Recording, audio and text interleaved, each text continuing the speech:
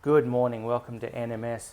I want to explain something in terms of intermittent fasting. I'm going to do it in terms of your refrigerator. Let's say, for example, your refrigerator is your body, and obviously your body is going to have a certain amount of resources in it, same as your refrigerator. It's going to have all your foods in there, and so it's got your fats and it's got your carbohydrates in there. And when you go to the refrigerator and obviously use stuff, you're taking from the resources, but every time you go shopping, you're adding to those resources. So you might go shopping 1, 2, 3 times a week.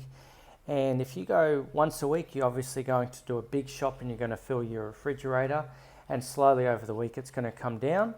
Whereas on the other hand, if you go shopping 3, even 4 times a week, sometimes over here in Spain, we go 4 times a week, you're going to use resources out of that fridge and you're going to constantly fill it up. Okay, so you're constantly adding to it. So what happens is if you go shopping over a week versus going shopping every 4 days, but you buy the same amount of stuff, you're still using the same amount of resources out of that fridge. Okay, that is the truthful situation. You're probably going to use the same sort of amount of food, but it doesn't always work that way.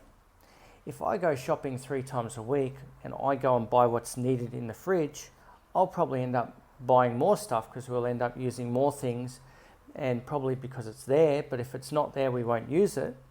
So if you go shopping and you run out of things before the end of the week, okay, you may not buy it until the next time, so therefore that doesn't get used, okay?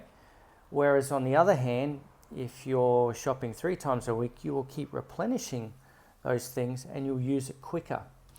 Now I want you to think of that in terms of, okay, so let's say we have breakfast, lunch, dinner, okay? If I have breakfast, I have energy for the morning. Maybe I burn more energy, I get more stuff done. But if I don't have that breakfast, maybe I'm not as energetic. Maybe I feel a little bit more tired. Maybe I don't do as much until I have my lunch, recharge, then I start doing more. Now, it obviously depends on the job and it also depends on a lot of other factors. But generally what we do is we eat before we're about to do something, and we eat for what we're going to do. So what I do is I have a good breakfast, I start doing my work, okay? I have another meal, or I might even have 2 more meals, and then I head to the gym. I've got the energy to go to the gym.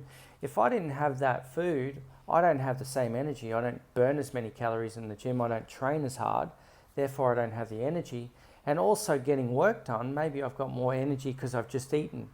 Now, the biggest problem I have with intermittent fasting is that if you're not eating for what you're about to do, okay, it's probably not really necessarily helping you as much as if you're eating for what you're about to do. If I was doing intermittent fasting, I would probably be doing most of my eating in the morning and not in the afternoon. Okay, so maybe I eat between, say, 7 and 3, and I don't eat again after 3 o'clock. Okay, and then in that respect, I'm probably doing actually more.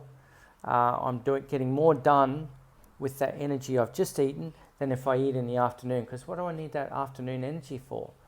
My day starts in the morning, but I'm eating in the afternoon.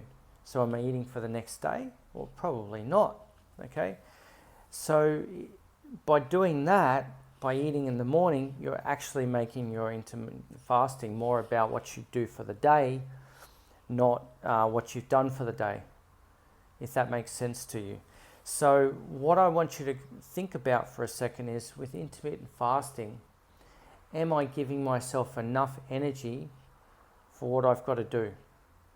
And the answer is probably not. And this is the falling of intermittent fasting, is that it's not really eating for what you do. It's really just looking at food as being just, something that you sort of got to do to give you some energy, but calories don't matter. And I'm going to throw one more thing at you before the end here. Okay, you've got a basal metabolic rate. That's the energy your body uses to keep you alive, to keep you warm, to keep all the functions in your body going. Let's say, for example, with our intermittent fasting, okay, you're still needing a certain amount of energy to function, okay? Now, people say you don't have to count calories. Well, your body needs energy, and that's calories. Energy is calories. So if you're doing intermittent fasting, you're still burning the same amount of energy.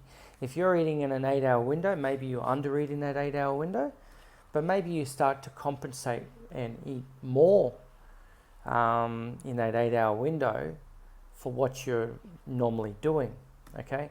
And this is what happens with people that intermittent fast. They start to eat more simple foods because they find it really hard to eat all the really complex foods, the high fiber meat foods that are satiating. So they tend to start eating foods that they can digest better. And by doing that, they get more calories in, and they start to compensate for that 8-hour window by just eating more in that 8-hour window. It's not always the best system, guys. The majority of people that keep weight off, they have breakfast, they do about an hour's exercise every day, they do resistance training, and they're thinking more in terms of overall health. And the reason obviously we do intermittent fasting is to improve our health. If we're not improving our health with intermittent fasting because we're not really giving ourselves the nutrients, are we getting healthier? Think about that one. Thanks for listening, guys. Like, comment, share, subscribe to my channel. I'm trying to put more useful content up for you every day. Take it easy, and I will be on here later on today with a new video.